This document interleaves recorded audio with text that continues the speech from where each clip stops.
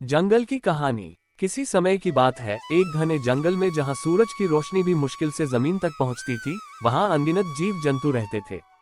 ये जंगल एक विशाल नदी के किनारे फैला हुआ था, जहां हर प्रकार के पेड़ पौधे, बेल बूटियां और घास उगती थी। ये जंगल हर मौसम में अलग अलग रंगों में खिलता था। गर्मियों में चमकदार हरा, बारिश में घना और ठंड में सुनहरा। जंगल के राजा शेर सिंह। इस जंगल पर शेर सिंह का राज था। वह बहुत ताकतवर और बुद्धिमान था। उसका बड़ा सा शरीर, चमकदार सुनहरी त्वचा और घनी मूंछें उसे बेहद डरावना और प्रभावशाली बनाती थीं।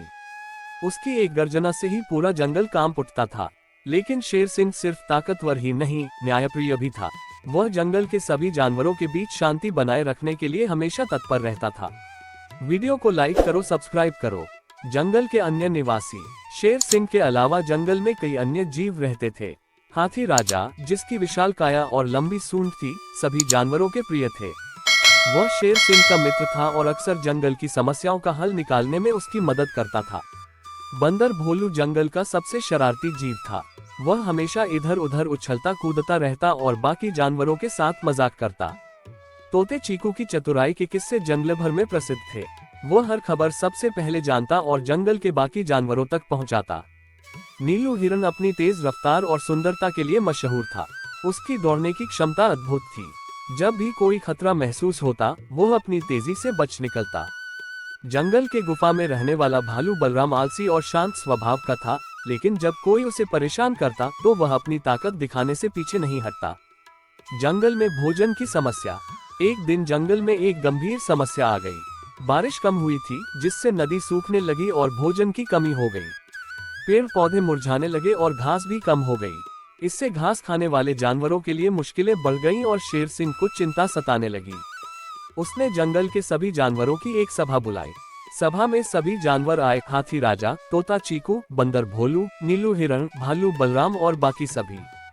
हमारे जंगल में पानी और भोजन की कमी हो रही है, शेर सिंह ने कहा।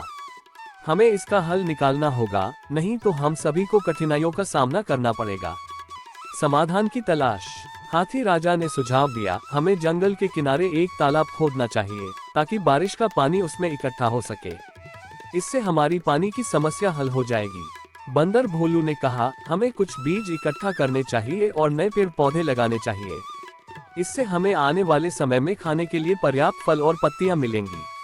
तोता चीकू ने सुझाव दिया, मैं उड़कर आसपास के जंगलों का हाल जानकर आता हूँ। हो सकता है कि हमें कहीं से मदद मिल सके।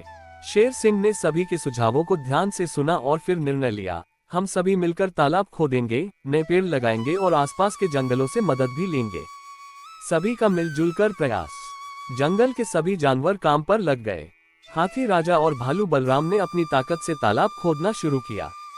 बंदर भोलू और नीलू हिरण बीज इकट्ठा करने और नए पौधे लगाने में जुट गए। तोता चीकू दूर दूर तक उड़कर मदद की तलाश करने लगा। कुछ ही हफ्तों में तालाब बन गया और उसमें बारिश का पानी इकट्ठा होने लगा। धीरे धीरे जंगल फिर से हरा भरा हो गया। जानवरों को खाना मिलने लगा और जीवन फिर से सामान्य हो गया। जंगल की सीख। इस घटना से जंगल के सभी जानवरों ने सीखा कि जब कोई समस्या आती है, तो मिलजुल कर काम करने से ही उसका समाधान निकलता है। यदि सभी एक दूसरे की मदद करें, तो कोई भी कठिनाई ज्यादा देर तक नहीं टिक सकती। और इस तरह जंगल में फिर से खुशहाली लौट आए। शेर सिंह, हाथी राजा, तोता चीकू, बंदर भोलू, नीलू हिरण और भालू बलराम सभी मिलकर खुशी खुशी रहने लगे। जंगल की यह कहानी सभी जानवरों के दिलों में हमेशा के लिए बस गई। एकता और मेहनत की कहानी, जो आने वाली पीढ़ियों तक याद रखी गई। समाप्त।